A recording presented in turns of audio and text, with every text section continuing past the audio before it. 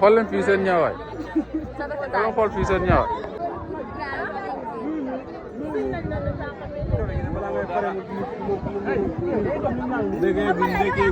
waaw da ngeen di ndekki ji ni non boy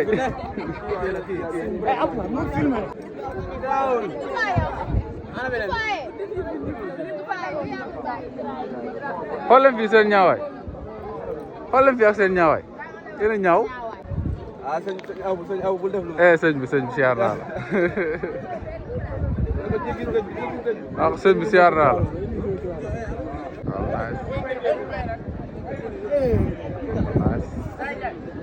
yéenay mujjee ndekki ji ah xambu leen lekk leen lekk leen lekk leen lekk leen lekk leen lekk leen lekk leen lekk leen seen ñaawaay lekk leen ak seen ñaawaay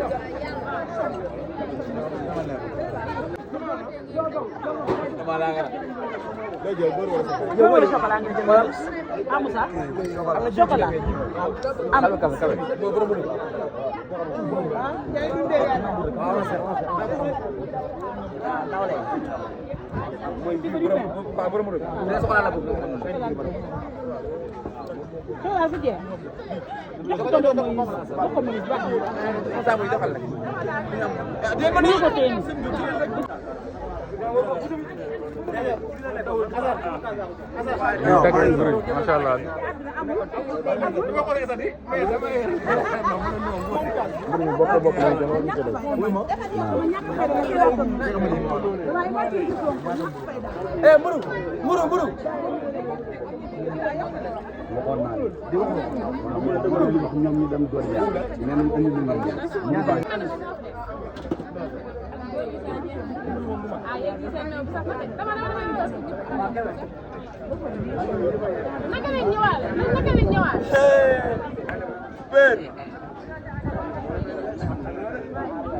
Eh bien, je vais avoir du café.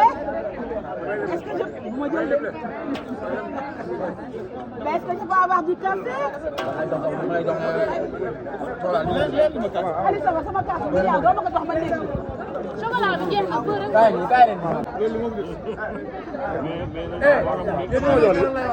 tons bu sa tons waaw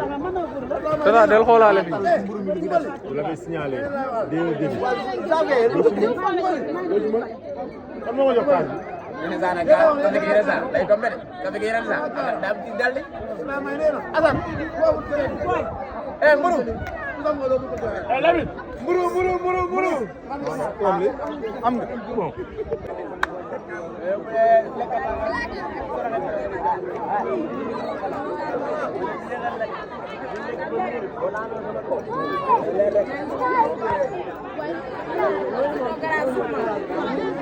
Masumla baal ma de grand njool nga waaw oui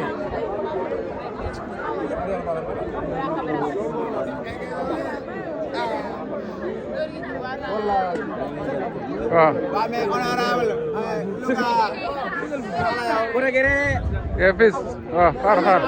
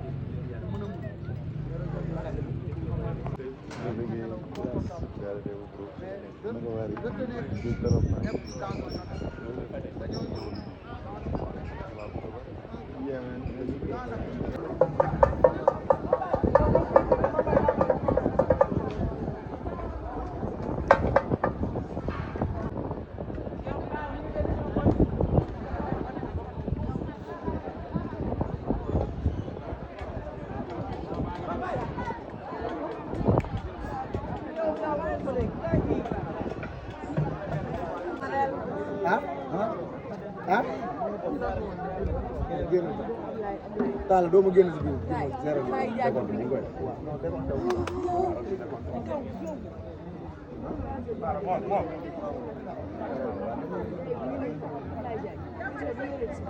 am lii ma leen bëgg a am rek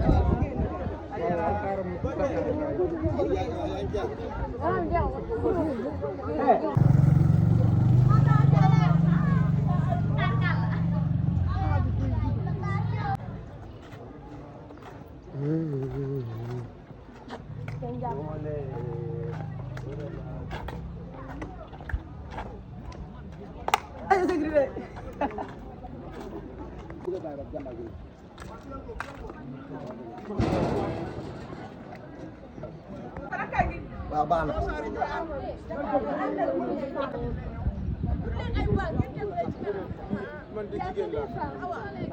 man jigéen laa jigéen laa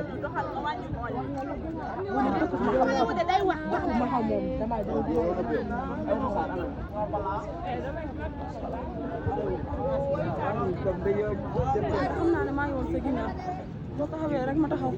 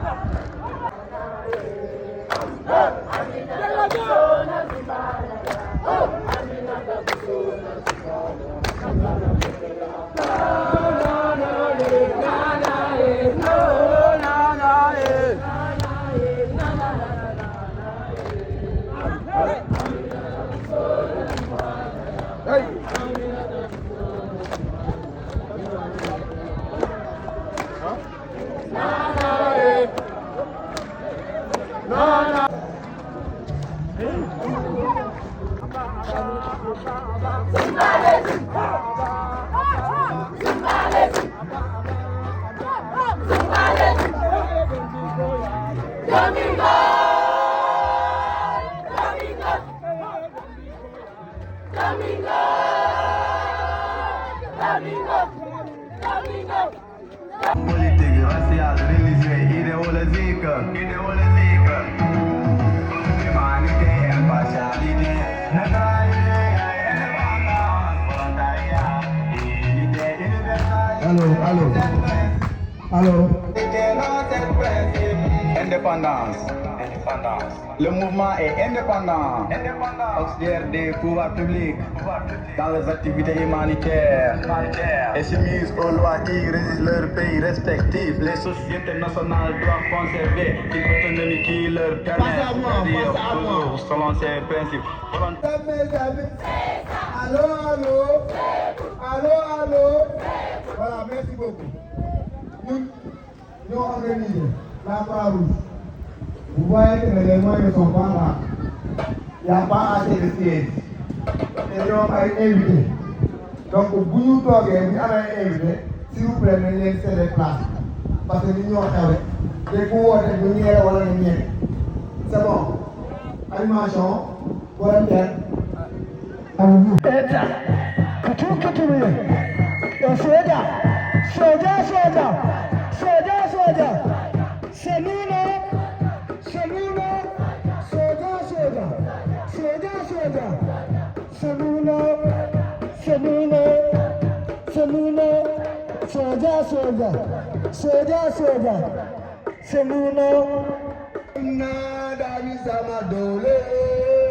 Lumbu meti ya nyana, lumbu kona da faite,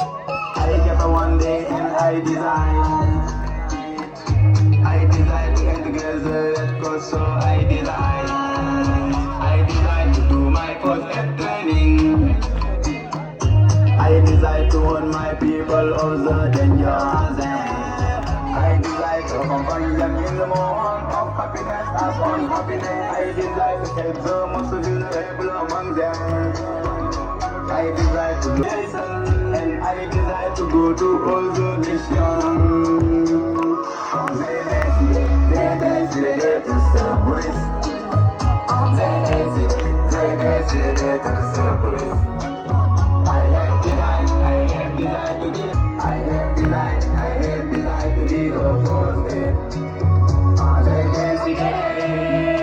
tous secouristes. On est décidé d'être tous secouristes. I have the right to be opposed. I have the right to be opposed. Allemand secouriste, j'en suis fier. Pour lui, pour elle, I am proud of. Sois sur le débit, j'en suis fier. Living life, yo, I am proud of. Always before black, j'en suis fier. Red rose on white background, I am proud of. Je suis secouriste, je resterai secouriste. I am proud of, I live always forever. Majel Nogal, ni naaj wala keer. Majel Nogal, ni jam wala jeew. Dimbali sama askan, sama askan. Toujours au service de l'humanité.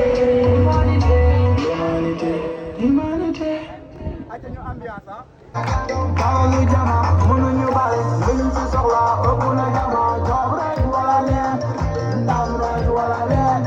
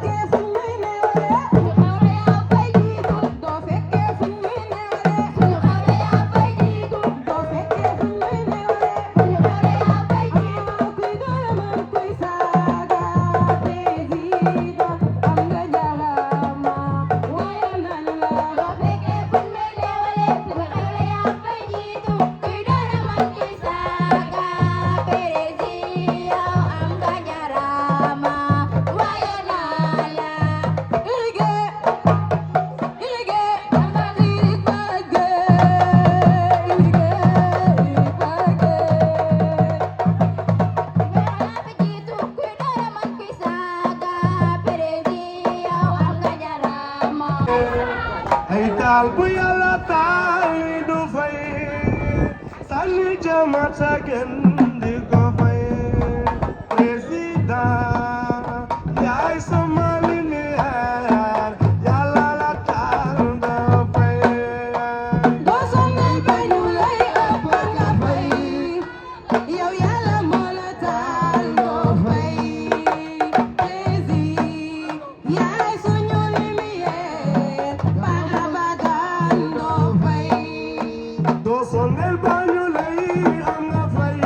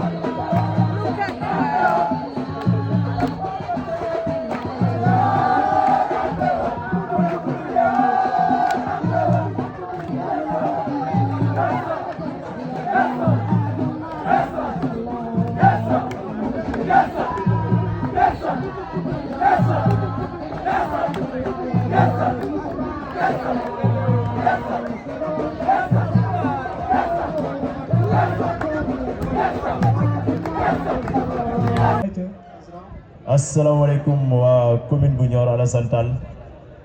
ñoo ngi nuyu ñëpp ku si fi nekk sa tur ak sa sant di jiital nuyoo bi le sous-préfet du département de Foundiougne ak mboolem délégation bi nga xam ne ñëw na fi di nuyu également les comités départementaux yi nga xam ne ñëw nañu fi fàttewuñu benn yoon comité local yi nga xam ne ñëw nañu fi kon chers volontaires yéen ñëpp ñoo ngi leen nuyu ku si nekk sa tur ak sa sant. D'abord ñun amuñu benn discours tey bu ñu def juste des paroles de remerciement ñu jiitalee ko ci le président départemental nga xam ne moo ngi fii toog nekk Abdoulaye Lindor Diop nekk président boo xam ne royukaay la dans la Croix-Rouge sénégalaise même nationale ou bien internationale puisque depuis ba mu fi ñëwee ba léegi gis nañ liggéey bi nga xam ne liggéey bu mucc ay boo xam ne mu ngi koy def dans le département de Foundiougne. Je ne dirais même pas que dans le département, mais au niveau national. Puisque amul comité yëpp la yemale amul fii Foundiougne de dëkk tey jii camp bi mu ngi ko indi Nioro am formation boo xam ne may nañu ko nekk formation en secourisme du projet 22-26 bi. Vraiment le président départemental comité local bu Nioro Alassane Tall ñu ngi lay remercier bu baax a baax. ci biir loolu di remercier encore sunu ancien maire yi Mamadou Niatal moo fi nekk tey encore moom moo représenté le parrain Abdou Bouri Cissé ñu ngi koy remercier puisque am na liggéey bu mucc ay bu nga xam ne ñu ngi ko doon amal suñu paree foofu di remercier le maire de la commune de Nioro Alassane Tall et je pense que fête bi bu neexee yàlla ak moom la tey kon tàccu leen monsieur le maire puisque jox nañu une enveloppe de 200 000 jox nañu benn nag te nee na lépp li nga xam ne manqué na nañ ko ko laaj kon monsieur le maire ñu ngi lay remercier bu baax a baax. ginnaaw bu ñu paree foofu dañuy remercier le conseil communal de la jeunesse dirigé par monsieur Modou Yandé Diop et bu ñu waxee l'origine de la Croix-Rouge de Nioro Alassane Tall xel yëpp dañuy dem ci conseil communal de la jeunesse ñoom ñoo fi indi Croix-Rouge depuis des années. Heureusement en 2014 ou bien 2013 dañu ko teg suñu loxo ba tey mu yegg si fii nii mu yegg si sous la présence de monsieur Samba Kama tonton Samba tonton Baro et tonton Bass vraiment des gars yoo xam ne sont trop engagés envers la Croix-Rouge ñu ngi leen di remercier yéen it bu baax a baax a baax a baax xam leen ne fàttewuñu origine Croix-Rouge bu Nioro Alassane Tall métti woon na mais ak lu mu métti yéen a ngi ci mais du ñu fàtte benn yoon sunu caméraman yi ñu ngi kontaan ci yéen bu baax di kontaan ci sunu bien production toujours bépp activité bu ñu am rek dinañ ci jàpp ak sunu sécurité nationale mais du ñu fàtte benn yoon encore waa Wagne wax nañu ko démb waxaat nañu ko muy Fatoumata Tall di gërëm di sant waa Nioro bu baax a baax 3 sections de formation yi fi am yépp waa Nioro dañuy ibbil seen porte yi tous les stagiaires parfois dañuy toog dëkk bi dëgër ñu dugg dem saraxu ji dañ leen di may cere ay booli cere dañuy lekk ba suur añ reer ndékki lépp luñ bëgg buñ duggee ci dëkk bi dañ koy am vraiment bëgg naa ngeen tàccul waa dëkk bi loolu ñooñu ko may. ci biir loolu encore du ñu fàtte benn yoon sunu ICP bi puisque gis nañu collaboration yu ñu am ak ñoom ibbil nañu porte yépp tëjaluñu benn yoon seeni bunt. ñoo ngi gis liggéey bi moo ngi mucc ayib mais également encore waa Thiès ñoom Adama Vision puisque jógee nañ ba Thiès foofu sori na lool waa Tivaouane waa Gossas fàttewuñu waa Fatick Mbacké Diourbel Djirnda ñëpp ñu ngi leen di remercier vraiment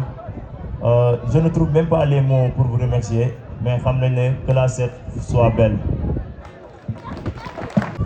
dama bëggoon ñaan toute l'assistance ñu jóg rendre un vibrant hommage à Henri Dunant qui a eu l'idée de créer la Croix-Rouge.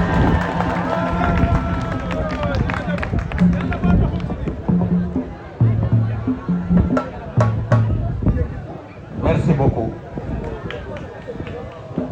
Jërëjëf. Monsieur le sous-préfet de l'arrondissement de Toubacouta, ñu ngi lay nuyu, ñu ngi lay sant di la dalal, jël nuyoo préfet, gouverneur ak président de la République teg ko sa loxo pour nga nuyul ñu ko.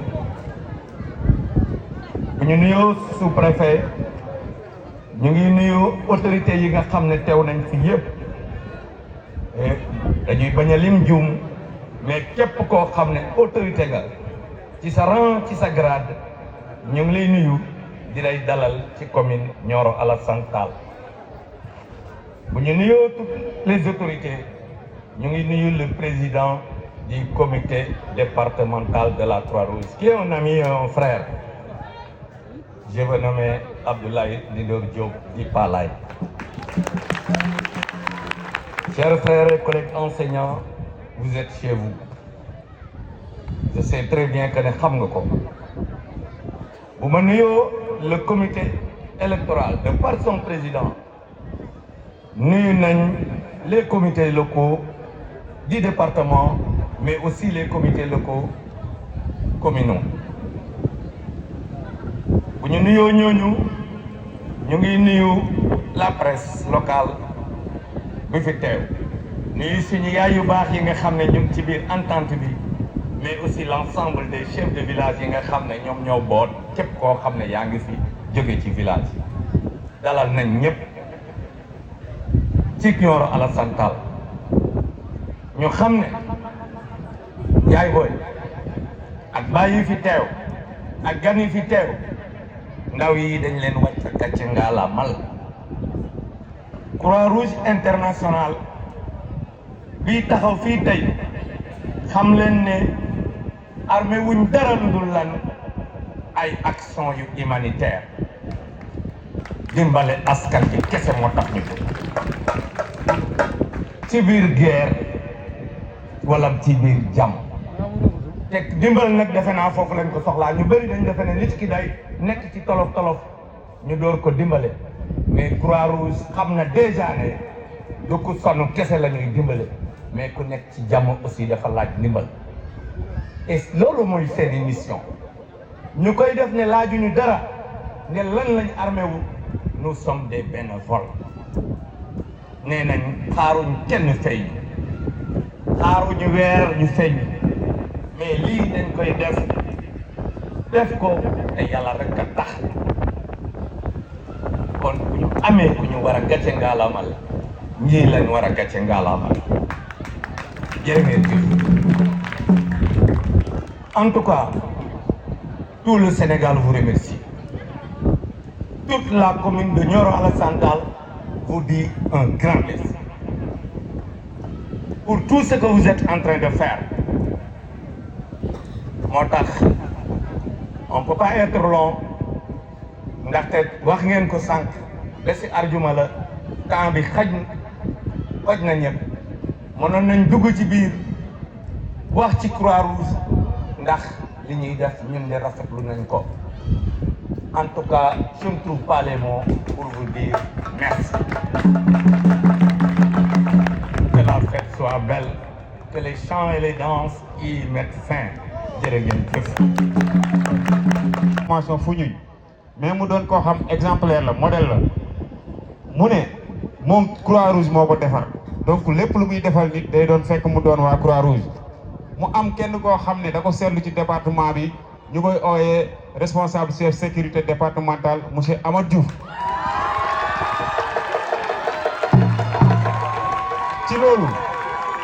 ci loolu mu ne moom xolam dafa sedd ci Amath parce que gis na Amath lu xew kaabu xew mooy ëpp noonu parce que moo nekk ci porte bi dugub beeg génn bi amul nu mu ci du sonne il faut ko fekk muy reer. tey jii Omar ne daf ko fas yéene décorer décoration boobu nag Omar kay vraiment Amath yelloo nga ko jarul jooy.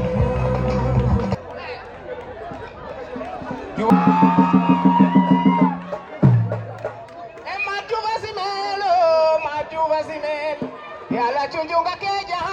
maju basimele maju basimelo maju basimel nuna jegu mate jaha yala chunjunga keja maju basimele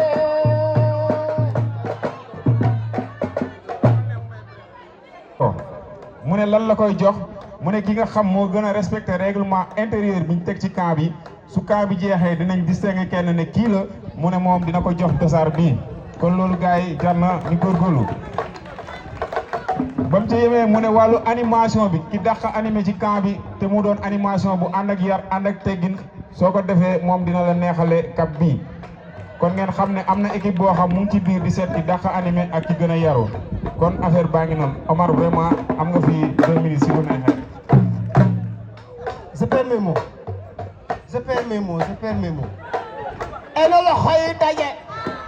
na loxo yi mbëgg ku ci tàccu doo yaroo loxo ca ku ci sar xole doo dee ku nangulu yàlla dogal doo sonn saw xol jeex ku bañlu yàlla dogal di nga sonn saw xol jeex amat neexu leenam amat neexu leenam ana ñu ko bëgg ana ñu ko bëgg ana ñu ko bëgg xam ngeen ku ñu woo ne amat la ñu woo woo leen ko woo jàmba woo bada bada woo bu ndey gërëm ak sama ñama si kaa koo jàpp yow ñama si kaa koo jàpp yow amat laa jàpp sama jàppee ma jàpp la ba ma jàpput ma jàpp la ay jàppante lay doon ama nangul xoolal asan bi nga nekk kenn gënu la fi ama nangul ma ne na dana ko nangoo dana ko nangoo dana ko nangoo asalaamaaleykum commune Nioro Alassane Tall asalaamaaleykum toutes les volontaires yi daje fii asalaamaaleykum monsieur le sous-préfet du département de Foundiougne maa ngi nuyu monsieur le maire de la commune de Nioro Alassane Tall jël nuyoo bi yëpp teg ko ci sa loxo nga joxal ma ko toutes les autorités yi daje fii ak membre Croix-Rouge yi jógee comité national di nuyu le président Abdoulaye Lindor Diop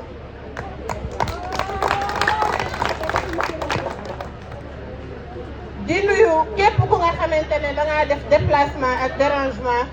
pour journée yi nga xamante ne moom lañ def fii depuis barki démb ñu nekk fii ci formation boo xamante ne saponification la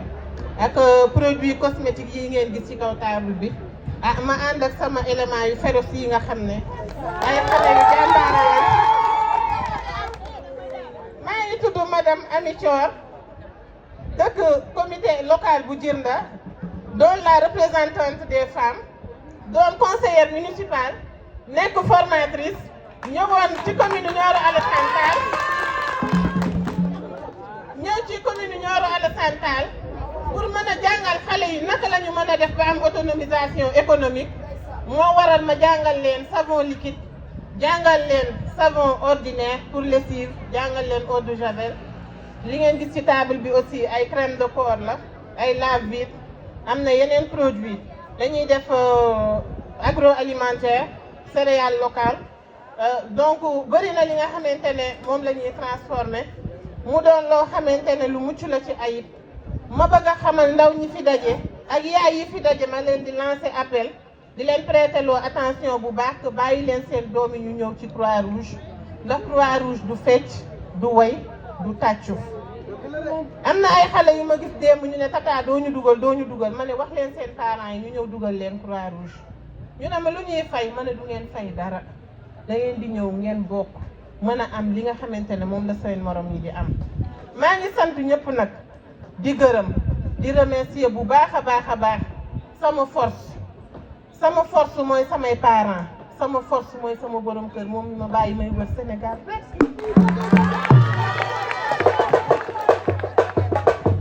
bëgg rek sama moromu jigéen ñi xool ci li nga xamante ne loolu lañ def fii gannaaw bu ñu jógee ci camp bi tey comité départemental xaw ma comité yi nekk fii au niveau du département de Foundiougne yëpp ak ñi nga xam ne nekkuñu ci département de Foundiougne man Ami dinaa fa teg sama tànk wan jigéen ñi wan ndaw ñi naka la ñu mën a def pour am seen autonomie parce que chaque jour boo dëkkee ci tàllal loxo bu yàggee dootuñ la may dara merci beaucoup maa ngi leen di remercier. C'est pour la bonne marche de la Croix-Rouge, une Croix-Rouge de l'excellence et de l'élégance, une Croix-Rouge où on vit l'esprit et le cœur, on doit être des secouristes à vie. Donc le comité départemental de la Croix-Rouge de Thiès andi woon ay dossiers di ko offrir li nga xamante ni maanaam mooy comité local bu Nioro Alassane Tall. Je suis le coordonnateur départemental des volontaires ñii ma àndal kii mooy le coordonnateur comité local bu Thiès Est ñi ci des sont des volontaires mooy c'est un moniteur comme ni ngeen ko gisee nii. Voilà, merci de votre participation. salaamaaleykum ñu ngi nuyu ñëpp ñu gàttal kàddu gi du gudd di nuyu ñëpp xëy na mun ñëw waxtu bu nekk waaye lii bu ñu koy defee rek dafa fekk ne micro muy def rek nga may def lu wàññi dara looloo taxoon ñëpp xam nañ Thiès xëy na aada bu may defal tenue yu bëri maa koy defal la ko di tenue yi ba tax na xam na ko mën naa loolu ma ne su may dem Nioro Alassane Tall naa leen defal seen participation jël 10% yoo xam ne naa leen ko jox leen ko bu koy def tamit fépp laa ko mën a defee tamit dinaa ko defaat feneen ak feneen ak feneen parce que def naa ko Thiès comité yëpp nañ ko ba ñëwaat itam dafa ko defatee yeneen tamit incha allah ñu ñaan tam yeneen temps yi nga xam ni amaat tamit danañ ko defaat yeneen temps yi tamit yaakaar naa ne loolu rek jox ma enveloppe am nem naa ko ñëw représenté su fekkente ne waxuma mbooloo mi lim ma yónni kon manqué naa li ma doon lii rek tax ma laaj parole waaye du bëgg a wax en tout cas ci turu Abdou Boury nee na kontaan na bu baax ci lii nga xam ne jeunesse su département bi jeunesse su Sénégal ñu ngi koy def muy engagement ak volontariat boo xam ne jël nañu ko ba dugg ci li ñuy wax Croix-Rouge ndax kenn xaarul ci salaire kenn ku nekk boo xëyee sa kër li ngay def mooy jéem a dimbale doomu aadama suqali doomu aadama loolu nag jeune bu am volonté moom moo ko mun nee na kon volontariat boobu ngeen engagé mu ngi leen ci encouragé te di leen ci félicité am na contentement bu baax ci li ngeen romb ñëpp jël journée bi dajee ko amut lu mu mun a fayee lu toll noonu nee na ndegum sagom nag mu teewal boppam comme mënutoon a ñëw mu yónni son grand frère malheureusement kooku am dese mu envoyé ma man mii nekk seen nijaay mu jox ma une enveloppe de 100 000 francs pour ma jox leen ko muy Abdou Boury Cissé kon ñaanal leen ko yàlla na ko yàlla yokk jërëjëf. maay président Badiane Gox commune Nioro Alassane Tall jiite juróom-benni poste santé yi ci commune Nioro Alassane Tall ñu ànd ñun ñëpp teew si fii tey jàppale si waa Croix-Rouge ci seen bis bi ndax xam nañ ne waa Croix-Rouge xale yu jàmbaar lañ yu nangu yuy xettali nit ñi di liggéey te xaaruñ ci dara di jiital ci suñ nuyoo bi sous-préfet ñu ngi lay nuyu di ci teg suñ maire Mamadou Faye xam ne keroog altine rek dafa def lu rëy ci commune bi ndax dafa dajale groupement yëpp ci commune bi génnee nag ne waa Croix-Rouge ak diwlin ak ceeb bi koy togg ak ambulance ñu ne ca laa yem mu ne yéen groupement yi may naa leen 5 millions ñu ne ca laa yem mu ne yéen bàjjenu gox yi may naa leen 1 million ñu ne ca laa yem kon Mamadou Faye ah bisu altine nga ko def tey di àjjuma foog ñu feeñal ko ci kanam sous-préfet xam ne yaa ngi liggéey ak sa njaboot kon Faye jërëjëf te bu baax bi yàlla la fa yàlla àggal di àndal tey bisu mbégte ndax dañ tuddee parrain suma rakk ji Abdou Boury Cissé muy suma rakk ñu bokk benn baay mu sës ci man rek te rëkkuma kon buñ ko parrainé bis bi dama ci am mbégte am ci kontaan comme li seen nijaay wax rek maa ngi rafetlu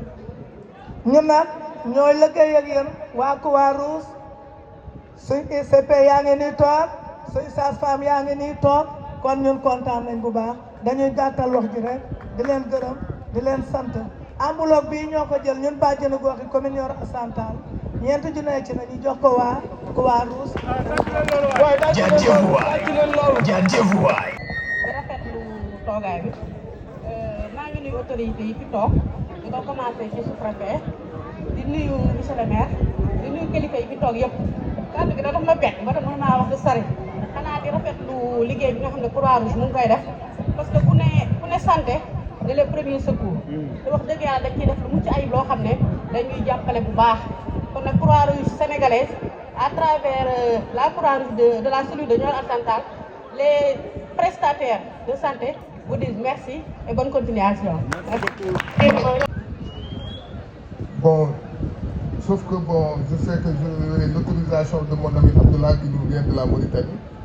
Et après, je vais vous traduire ce que je viens de dire en Wolof. Voilà, donc, monsieur le sous-préfet de la commune de Toubacouta, monsieur le maire de la commune de Nioro-Alassane Tall, monsieur le représentant, la présidente nationale, mon ami Cheikh Amara Traoré, Keita, monsieur le représentant du projet 22-26, le coordinateur, je vous nomme monsieur Sireba, madame vice-présidente, le chef de poste Nioro-Alassane Tall, cher président, je vous nomme le président du comité départemental de Gossas, qui est ici présent, le président du comité départemental de Kaolack qui a été représenté par mon ami Moussa Diom. Cher auto-président, je veux nommer mon ami, mon frère Farba, Bababou, et là justement les directeurs, tous les responsables ici les présents, parce que pour dire tout, il n'y a pas de digression pour tout et tout, parce que jégal la. Jégalu, soo gisee li mu ma ko dama koy jégalu. Le représentant des sapeurs-pompiers depuis 9 heures moo fi jiitu mais bi ma ko expliquer aussi mu comprendre te bougé wul waxul te vraiment mu ngi ñu lay jégalu bu baax di lay remercier sa présence. loolu tax ci ordre protocolaire ma tëb ko parce que il fallait que ma def loolu dinañ ko benn brèche. li ñu def nag du ma tëb encore parce que dafa am loo xam ne ci wax te remercier Aminata Thior bi nga xam la formatrice nationale. Pourquoi? Parce que dafa amoon des activités à Sorano ma tontu ko laa mais ma ne ko c'est une occasion à ne pas rater te pour ma rater suma jigéen ñi di ma leen former mu nangul ma ko bàyyi léppam jóge ko Dakar ñëw durant 2 jours mu former les femmes volontaires en sabonisation et en javelisation te nag ma xamal leen ne xëy na ma dërëm laaju ma parce que volontaire la def ci def foofu mu bàyyi activité yooyu am vraiment je tenais à vous remercier. dama bëgg ngeen xamee ko loolu beneen remerciement aussi dinaa ko wax nag parce que ngeen jégal ma parce que dafa fort waaw maa ngi gis sama goro nga leen taxaw goro ma ngi lay gërëm bu baax a baax dama kontaan sax monsieur le maire mooy ne sa goro ci jóo bi ma gëstu gis na leen kontaan ba ko def naa dina jox inspiration goro nuyu naa la bu baax a baax waaw di gërëm ñëpp nag di sant parce que li tax parce que ay kàddu gërmande monsieur le maire dinaa la seetlu tegal le représentant président national il faut nga xam tey cas bi su muxtaare monsieur le préfet su muxtaare monsieur le maire bii mooy 22e ou 23e édition su ma juumul ñu organiser cas départemental de Foundiougne les maires dañuy def de ma def wax dëgg neex yàlla dañuy jàppale mais bii de wax dëgg neex yàlla su ekkati nekk jox la ekkati 200 000 jox la ceeb tuuti dina la président ndax doy li ma tey ndax doy na man de maa ngi ko doon gis léegi nag tuuti mën a ko loolu moo ko dox kon bàjjenu gox yi ngeen di wax ci moom ñun dañ ko gis parce que daanaka commune département fu nekk woon monsieur le maire bi li mu def benn maire dafa ko wax ku wax rek yàlla ci gërëm aussi moo tax ñu baal parce que am na fi formation bu fi am ñu ngi formé ay éléments ñu ngi doon di delluwaat dañu war a jàng parce que moom moo programme de premier secours mais nag loolu su amee kilifa gi am ni la présidente nationale moo joxe dogal moo am parce que soo dee du am parce que daf ci d'accord moo tax moo joxe autorisation ñu koy remercier bu baax a baax le projet 22-26 qui est la coordination bu ekkati chèque de 200 000 francs appuyé Siré vraiment ñu ngi remercier bu baax a baax a baax a baax mon ami Abdallah on vous souhaite la bienvenue parmi nous parce que la Croix-Rouge elle est universelle. D'autant plus qu'on parle de la Croix-Rouge, mais nous formateurs, on sait qu'on parle de la Croix-Rouge dans les pays musulmans et la Croix-Rouge dans les pays francophones, les musulmans. Je crois qu'on vous souhaite la bienvenue, faites comme vous êtes chez vous. N'hésitez pas à nous poser des questions et si vous voulez des partages d'expérience, je crois qu'on est là et on va profiter de ces jours-là pour faire ce partage. Vraiment, nous sommes très reconnaissants. Merci encore de la présence. loolu nag vraiment damay jëlal ñaax parce que comme ni ko waxee nii soo gisee ma am inspiration de formation parce que le projet 2226 dafa financer femmes yi bu financer femmes yi ma xam ne il faut ñu accompagner leen ñu former leen ci lii nga xam ne tey ci nekk chaque comité dañ koy jël 2 éléments ñu former donc ñoom suñu demee def des multiplications à travers ces ressources là bu nekk ñëw bi mën a am dara mën a dara defar on parle en travers l'autonomisation li lay ñaan nag monsieur le représentant nga gis yam na am na doléance bu ma waxoon kon comprendre ma ci delluwaat dañu ko jàpp bu baax di rendre message bi te des na nag parce que monsieur le am na kër sàmm ci kanamam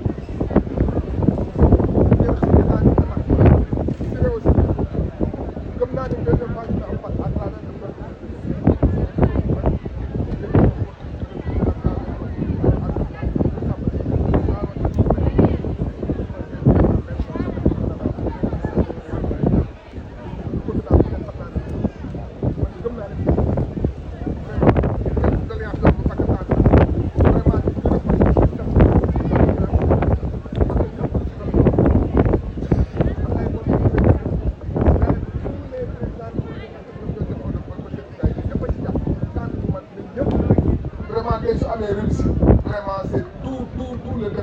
à travers le du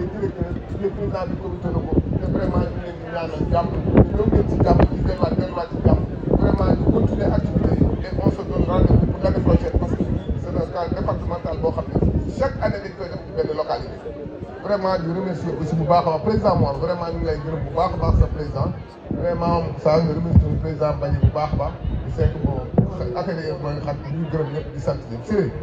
gërëm nañ leen bu baax voilà merci bien monsieur le préfet. merci monsieur le président. yal ko ku ñuy wax seen président monsieur Modou Lo Kama. lay la law oh.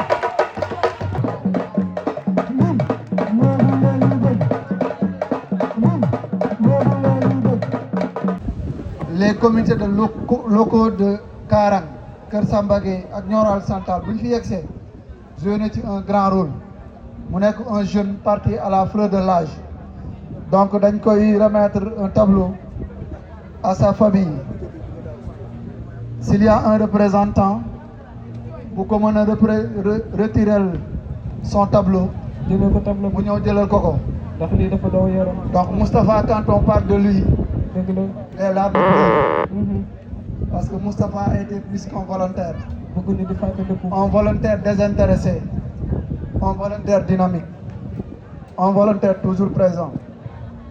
fa mu dem yàlla na ko gënal fi mu jóge tout ce qui parle de lui parle avec émotion parce qu'il a été un frère un ami un collègue donc Moustapha repose en paix bu ñu jógee ci Moustapha dañuy remettre aussi un cadeau à un jeune Abdou Karim Sow moom aussi parti à la fleur de l'âge. Les deux tableaux seront remis en même temps. Ana l'autre tableau. Je m'appelle Awa Sow, en classe d'Abdou Karim Sow. Dans le ciel nocturne, tu brilles désormais. Ton amour rayonne, viens sur nous. Tu nous abandonnes haut. Le vent murmure entre les arbres. En toi, la nature trouve un charme sans palabres. Ton souffle, bien que silencieux, reste éternel. Dans nos cœurs, tu demeures, oiseau éternel. Ta voix, une chanson douce à nos oreilles. Dans le silence, tu ris. Ton rire résonne merveille. Abdou Karim Sow, ton engagement, ton courage restent inoubliables. Tes conseils, nos moments partagés, tout reste gravé, jamais effacé. Abdou Karim Sow, ton départ est une plaie ouverte,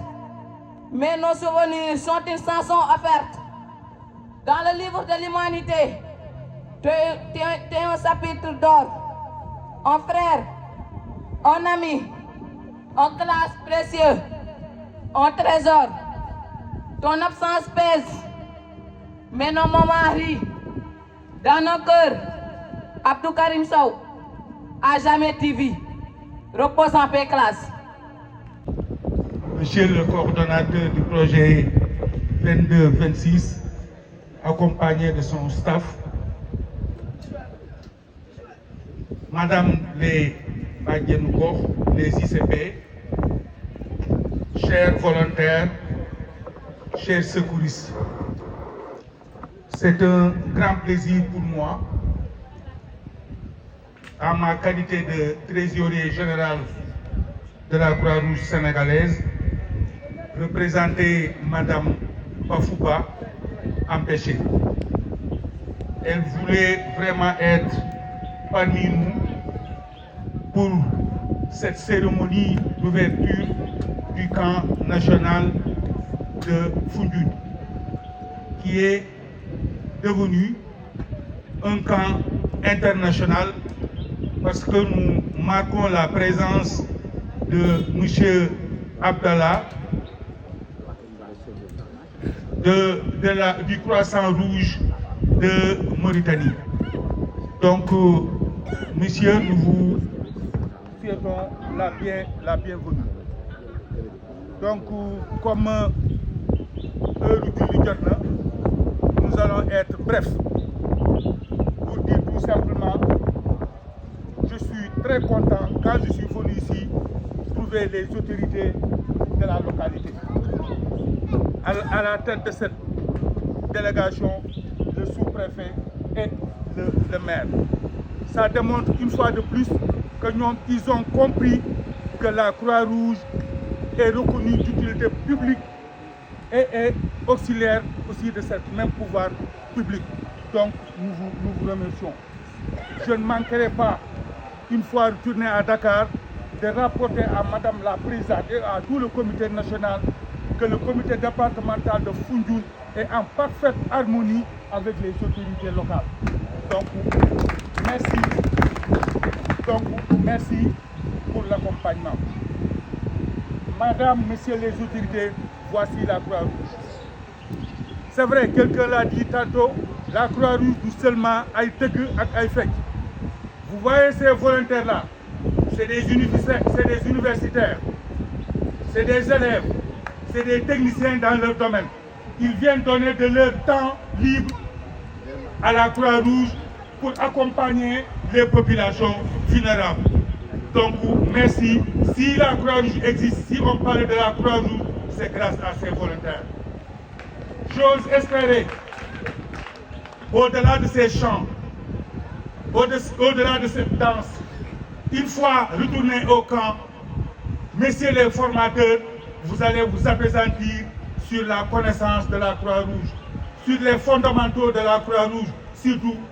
la connaissance du statut du volontaire, c'est important. Donc je demande aux formateurs de beaucoup insister sur ce point qui nous paraît important parce que ça permet aux volontaires de savoir par où il doit commencer et là où il ne doit pas franchir. Donc je vais être bref. J'ai entendu, Monsieur le Président, votre doléance. En ma qualité de trésorier responsable de tout le matériel de la Croix-Rouge, j'en tiendrai compte. Et j'en parlerai fidèlement, comme vous l'avez dit, à Madame la Présidente. Monsieur Moinfaye, mon ami, le président du comité de Gossas, Mor Djeredjof, je remarque à chaque fois que de besoin, à chaque fois qu'il y a une activité dans la zone, vous marquez de votre présence. Djeredjof. Monsieur le Président, le département de Foundiougne, vous avez une chance. Votre chance, c'est que vous avez à la tête de ce département un président compétent, sérieux, dynamique, mais quoi fulla. Am fulla moom mooy lu mu war a wax ci toogaay ba la koy wax lu mu war a bañ ci toogaay ba la koy bañ donc loolu mooy gor loolu mooy doomu aadama donc kii gor la ku jàppale département la. Je vais être bref foofu laa yem di remercier toutes les autorités man nag dama am benn doléance au préfet, au sous-préfet, à monsieur le maire. Ñun fu ñu dem dañuy ñaan le comité local ngeen wutal leen benn terrain bu ñu amee terrain ngeen jàppale leen ñu tabax ko am fu ñu mën a defee seen activité pour mën a autonome loolu moom dañ la koy ñaan te li ma dégg fii accompagnement bi ñu leen di defal le président l'a dit je ne dis pas que c'est la première fois mais ñu koy def ñu ñëw la donc jërëjëf vous avez compris la mission de la Croix-Rouge yaa ngi accompagner Croix-Rouge parce que ñii bu dëkk bi mettee ba alkaati mënatul génn ba sapeur pompier mënatul génn ba gendarme mënatul génn boo demee Dakar ñii ngay fekk ñu sol seen dossard xale yi di leen tàcc donc merci à mon jeune le représentant national des jeunes monsieur Kébé à qui je rends un grand hommage qui est un grand monsieur donc monsieur Kébé jërëjëf à tout le monde je vous remercie. commune Nioro Alassane Tall jox na leen un terrain à Touba Mouride. bu fekkee ne wàllum jàppale leen dans mon programme décennal j'avais promis de construire un siège pour la Croix-Rouge communale et de leur doter d'une ambulance. Yal na ko Yàlla.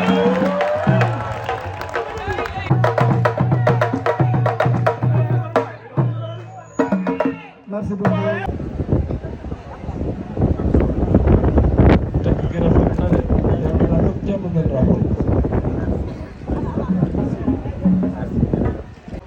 li tax ma bëgg a def ci esprit cérémonie bi buñ ne la sa biir arrondissement da ngay recevoir l'international gisuma ko ñeme ci àdduna nga tëj say buntu ñu la international mu ngi ñëw ci yow te ku ne xam na ne Croix-Rouge c'est l'incarnation de l'international ma ñëw ci ndaje bi mu lim délégation yëpp boole ci Gossas sama juróom-ñaari maam ñu ngi tëdd ci armée li Gossas yi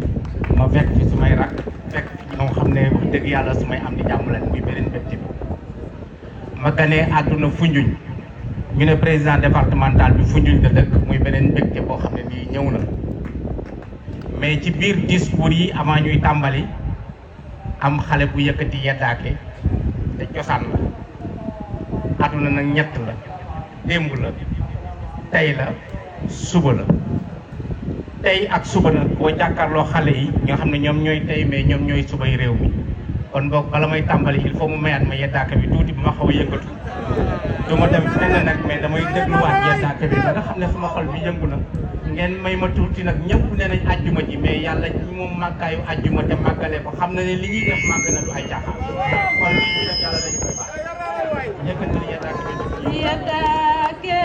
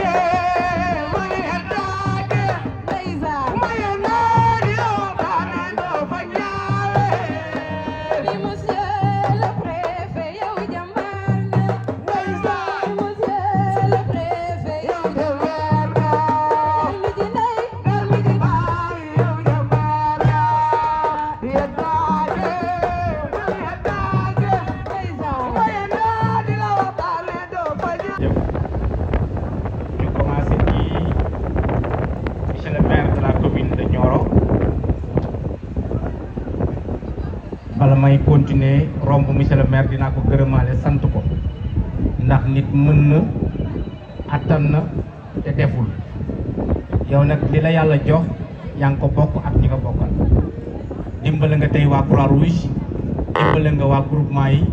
dimbale nga bàjjenu gox yi nga xam ne ñu ngi ci askan bi tey suba ak ngoon kon boog ne serait-ce que pour ça ñu gërëmaale la ci loolu bala ñuy jàll. Monsieur le trésorier général de la Croix-Rouge sénégalaise, monsieur le président départemental, monsieur le coordinateur du projet 2026, le coordinateur du projet Premier Secours, les présidents des comités départementaux, chers invités, les présidents des comités locaux, chers secouristes, chers invités.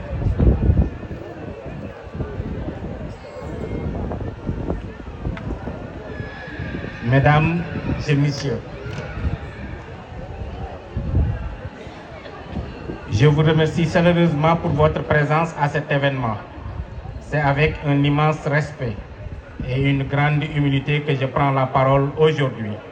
pour vous parler de l'une des organisations les plus respectées et les plus engagées du monde, au monde autant pour moi, la Croix-Rouge. Cette institution humanitaire mondiale fondée sur les principes de neutralité, d'impartialité, d'indépendance et d'unité, œuvre depuis plus d'un siècle pour venir en aide aux populations les plus vulnérables en temps de guerre comme en temps de paix. Les missions de la Croix-Rouge dans le monde. La Croix-Rouge, à travers le mouvement international de la Croix-Rouge et du Croissant-Rouge, opère dans presque tous les pays du monde, ce qui témoigne de son envergure et de son impact. Ces missions sont multiples et diversifiées, mais leurs objectifs restent le même: sauver des vies et soulager la souffrance humaine, sans distinction de race, de religion, de nationalité, de statut. Intervention d'urgence et d'assistance humanitaire dans des contextes de guerre, des conflits armés et de catastrophes naturelles. La Croix-Rouge déploie des équipes de secours pour fournir une aide d'urgence. Cela inclut l'accès à l'eau potable, la distribution de nourriture et de matériel médical, ainsi que des soins aux blessés et aux malades. Par exemple, lors des catastrophes naturelles, telles que les tremblements de terre ou les cyclones, des équipes de la Croix-Rouge interviennent immédiatement pour secourir les populations touchées et les aider à se remettre de la crise. La promotion des droits humains et du droit international humanitaire. La Croix-Rouge est également un acteur clé dans la promotion du respect du droit international humanitaire, notamment en ce qui concerne la protection des civils et des prisonniers de guerre. Elle joue un rôle fondamental en sensibilisant les nations et en soutenant les efforts de réconciliation dans les contextes de conflit. La santé et la prévention. À l'échelle mondiale, la Croix-Rouge intervient pour prévenir la propagation des maladies infectieuses et soutient des programmes de vaccination,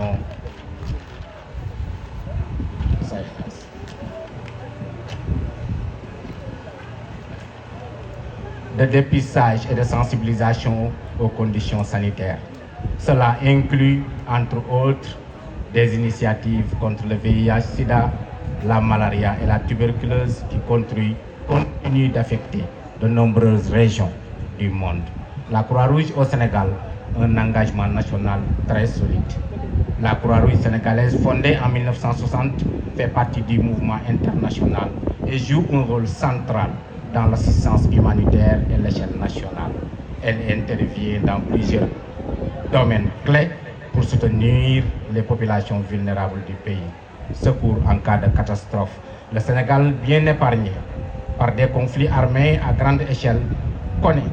des défis majeurs en termes de catastrophes naturelles. La Croix-Rouge sénégalaise intervient dans la gestion des crises telles que les inondations, les sécheresses ou les épidémies, en apportant de l'aide d'urgence aux populations affectées. Programme de santé et de développement communautaire, la Croix-Rouge est toujours en collaboration avec les autorités locales et d'autres organisations humanitaires. La Croix-Rouge sénégalaise mène des campagnes de vaccination, de sensibilisation à l'hygiène et d'assistance aux malades. Elle est également impliquée dans la distribution de kits de secours pour les communautés vulnérables et dans la promotion de l'accès aux soins médicaux de qualité. Préparation et gestion des risques. La Croix-Rouge sénégalaise œuvre pour renforcer la résilience des communautés face aux catastrophes à venir. Elle propose des formations en premier secours, en gestion de risques et en préparation aux situations d'urgence, afin que les citoyens soient mieux préparés à faire face à des crises futures. Les perspectives d'avenir pour la Croix-Rouge au Sénégal et dans le monde. L'avenir de la Croix-Rouge, tant au Sénégal que dans le monde, repose sur l'adaptabilité et l'innovation face à de nouveaux défis. L'impact du changement climatique. Le changement climatique représente l'un des plus grands défis à venir. Le Sénégal, comme de nombreuses régions du monde, face à des phénomènes climatiques extrêmes tels que les vagues de chaleur, les sécheresses et des inondations, la Croix-Rouge devra intensifier les efforts de communication pour aider la population à s'adapter à ces changements tout en renforçant la résilience des populations vulnérables face aux catastrophes naturelles. Les changements de transformation numérique sont là, les changements, renforcer la coopération locale et internationale, on l'a dit, face à ces crises telles que les pandémies ou les conflits, prolonger la coopération entre les différentes branches de la Croix-Rouge, les gouvernements et les autres organisations humanitaires sera cruciale. L'éducation à la paix et à la solidarité. La Croix-Rouge mettra également l'accent sur l'éducation des jeunes générations aux valeurs de la paix, de solidarité et de respect des droits humains. Au Sénégal, la promotion de la culture de la paix et de la non-violence auprès des jeunes est essentielle pour construire des sociétés résilientes. Mesdames et messieurs, l'engagement de la Croix-Rouge, tant au niveau mondial que local, reste d'une importance capitale dans la construction d'un monde plus juste et plus solidaire. Le Sénégal, grâce à son implication active, est un acteur clé dans cette grande mission humanitaire. Dans les années à venir, il est primordial de renforcer nos efforts pour répondre aux nouveaux défis globaux tout en restant fidèle aux principes fondamentaux qui guident l'action de la Croix-Rouge. Humanité, impartialité, indépendance, neutralité, unité et universalisme. Je vous remercie de votre attention et de votre soutien constant à cette noble cause essentielle. Ensemble, nous pouvons contribuer à alléger les souffrances humaines et à œuvrer pour un avenir plus solidaire et plus humain. Merci beaucoup. xam naa ne temps bi moo ñu xaw a xoj tuuti mais dama doon faral di boole wax li may wax ci nasaraan tënk ko ndajem Kocc li mu wax les fondamentaux de la Croix-Rouge te ma listé ko fi léegi su ma sañoon ñi ñëpp ci loolu ngeen di dee waxuma ngeen nekk ci rek bàyyi ko parce que ki ci sax yaakaar naa ne bu ñuy construire nit di tabax nit pour ëllëg fii rek la te it dama bokk ci ñi gëm seen pédagogie gis nga nit ki lépp lu mu bëgg a véhiculer bu ko jàngale ci àdduna man boog ba may jàngale damay tàccloo xale yi feccloo leen am message bu may jàllale su ma génnee ci saar bi ku ma rombati tàcc ma tàcc boo aayee ma aay message bi jàll affaire bi continue donc lépp ci àdduna lépp ci par àdduna dafa war a jaar ci xol bu féex xol bu féexee rek wax dëgg yàlla macha allah tey journée bi lim diisoon ci man yëpp dama jóge ci réunion fàtte woon bi te waa ji bi mu ñëwee suma bureau wax ma par rapport ak importance journée bi maa ngi koy wax monsieur le maire dama ne pour ne pas oublier damay defar léegi discours bi teg ko buñ ma fàttalee rek ma bokk ko daal di dem mais ñoom waxuñu ma ko démb waxuñu ma ko ba tey maa ngi toog ci diggi réunion lan ma woo finalement ni ma def ma ne chef de service yi fi toog a